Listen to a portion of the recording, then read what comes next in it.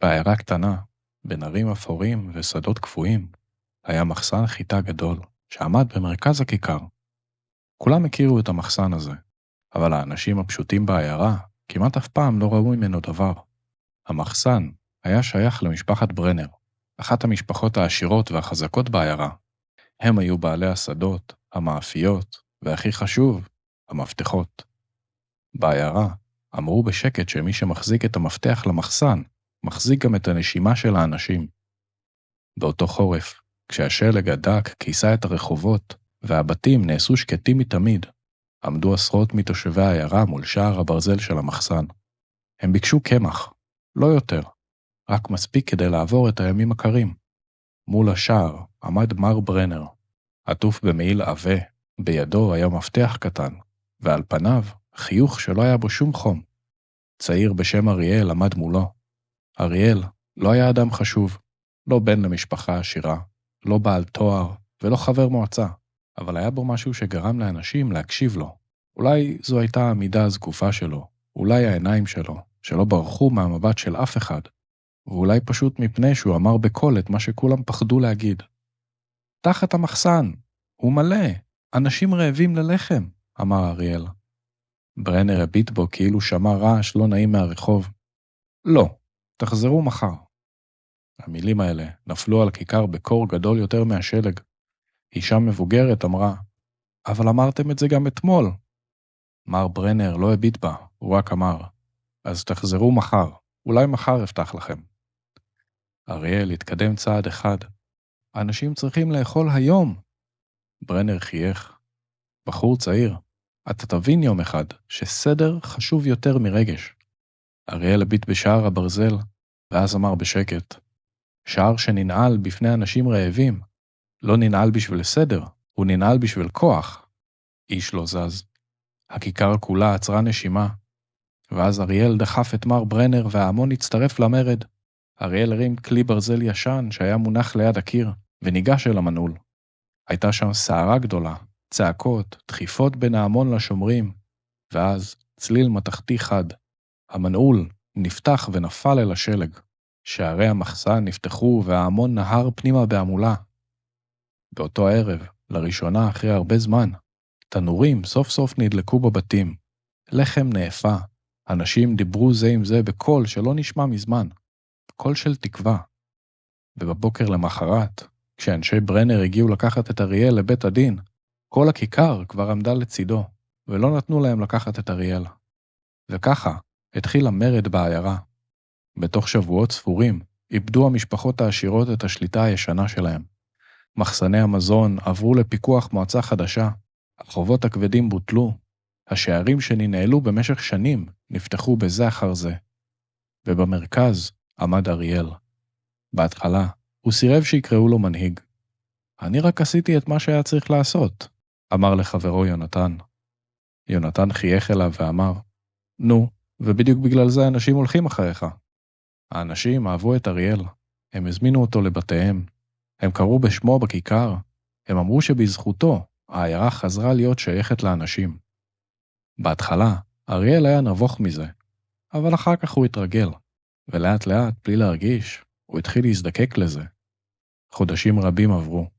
האביב הגיע, והשדות חזרו להיות ירוקים. אבל אריאל לא נרגע. הוא אמר שהמשפחות הישנות עדיין מסוכנות, שהן מחכות לרגע הנכון, ושאסור לתת לעיירה להירדם על המשמר. בהתחלה, האנשים הבינו אותו, הרי הוא הציל אותם. אבל אחר כך הגיעו הצווים של אריאל. בצו הראשון נאמר, כל מי שעבד בעבר עבור משפחת ברנר חייב להירשם במועצה. בצו השני נאמר, כל אספה גדולה חייבת אישור מהמועצה. ובצו השלישי, רק מי שנחשב נאמן לסדר החדש יקבל עדיפות בחלוקת המזון. אנשים התחילו ללחוש, אבל בכל פעם שמישהו שאל אם אריאל לא הולך קצת רחוק מדי עם החוקים, מישהו אחר השתיק אותו. אל תשכח מי פתח לנו את השער, אה? והמשפט הזה, שהיה פעם משפט של תודה, הפך לאט לאט למנעול חדש על הנפש. יונתן היה הראשון שאמר לאריאל את האמת בפנים. זה קרה בלילה גשום, בחדר המועצה. אריאל עמד ליד החלון והביט על הכיכר. אתה צריך לפרוש, אמר יונתן. אריאל הסתובב אליו לאט. לפרוש? כן, עשית את שלך, הצלת את העיירה, תן למועצה להמשיך בלעדיך. אריאל צחק, אבל לא מתוך שמחה. ואם יבוא אדם חלש, ואם יחזירו את משפחת ברנר, ואם כל מה שבנינו פה יתפורר, יונתן הביט בו בעצב, אז העיירה תבחר שוב. זאת המשמעות של חופש. חופש, אמר אריאל. אנשים לא יודעים כמה קל לאבד חופש. נכון, אמר יונתן, בגלל זה מסוכן לתת אותו בידיים של אדם אחד. החדר השתתק. אריאל התקרב אליו. אתה מדבר כמוהם? לא, אמר יונתן. אני מדבר כמו מי שזוכר מי היית. ולמחרת, יונתן נלקח למאסר, וכבר לא ראו אותו בעיירה. איש לא קיבל הסבר ברור למה. רק נאמר להם שיונתן פעל נגד האחדות. באותו חודש כבר חזר החורף. הדרך אל העיירה נחסמה. העגלות מבחוץ הפסיקו להגיע. התושבים פנו שוב על מחסן החיטה הגדול שבכיכר. אותו המחסן, אותו שער ברזל. אבל עכשיו, על השער היה תלוי מנעול חדש, ועליו סמל המועצה של אריאל. אריאל עמד בכניסה למחסן, והאנשים עמדו מולו בשקט. מירה, בעלת מאפייה קטנה, שתמכה באריאל מהיום הראשון, עמדה בשורה הראשונה. אריאל, היא אמרה, הבתים צריכים קמח. תפתח את המחסן, אנחנו מתחננים. אריאל עמד על מדרגות האבן, עטוף במעיל שחור. מאחוריו עמדו שומרים ואנשי המועצה שלו. המחסן לא ייפתח היום, הוא אמר. רחש עבר בקהל. מישהו קרא, פתח את המחסן, הוא מלא, אנשים רעבים ללחם. אריאל הנהן ואמר, ובדיוק בגלל זה הוא יישאר סגור. האנשים הביטו בו ולא הבינו. הוא הרים את קולו להמון. אם נפתח עכשיו את המחסן לכל מי שמבקש, לא יישאר לנו מספיק להמשך החורף. חלוקה בלי סדר היא אסון שמתחפש לרחמים. ומירה ענתה, אז תחלק לפי הצורך. פעם חשבתי שזה מספיק, אמר אריאל. היום אני יודע שאנשים מנצלים חולשה. חלק לוקחים יותר, חלק מסתירים, חלק מבקשים לחם מהמועצה, ובאותו הזמן מדברים נגדה בסמטאות. הכיכר השתתקה. מהיום, המשיך אריאל, המזון יחולק רק למי שנרשם למועצה. נשבע אמונים לסדר החדש, ויוכיח שהוא עומד לצד העיירה, ולא נגדה. מירה הביטה בו, כאילו היא רואה אותו בפעם הראשונה. אתה לא מחלק מזון, היא אמרה, אתה מחלק נאמנות. אריאל הביט בה במבט נוקב, ואז נשמע קול צעיר מתוך הקהל. אחותי ואני צריכים קמח, לא אכלנו כבר יומיים. האנשים הסתובבו. נער צעיר עמד שם, אולי בן 18. שמו היה תום. הוא היה שוליית הנפח, עם ידיים מוכתמות בפיח, ומעיל ישן על כתפיו.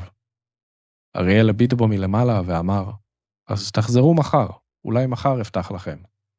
המילים המוכרות האלה נשארו באוויר. תחזרו מחר. הכיכר כולה קפאה. פעם סיפרו לי, אמר הנער, שהיה כאן אדם צעיר שלא חיכה למחר. אריאל עמד קפוא ולא ענה. תום התקדם אל השער. אחד מאנשי המועצה ניסה לעצור אותו, אבל אנשי העיירה התחילו לדחוף חזרה. הייתה שם סערה גדולה, צעקות, דחיפות בין ההמון לשומרים, ואז צליל מתכתי חד. המנעול נפתח ונפל אל השלג. שער המחסן נפתח וההמון נהר פנימה בעמולה.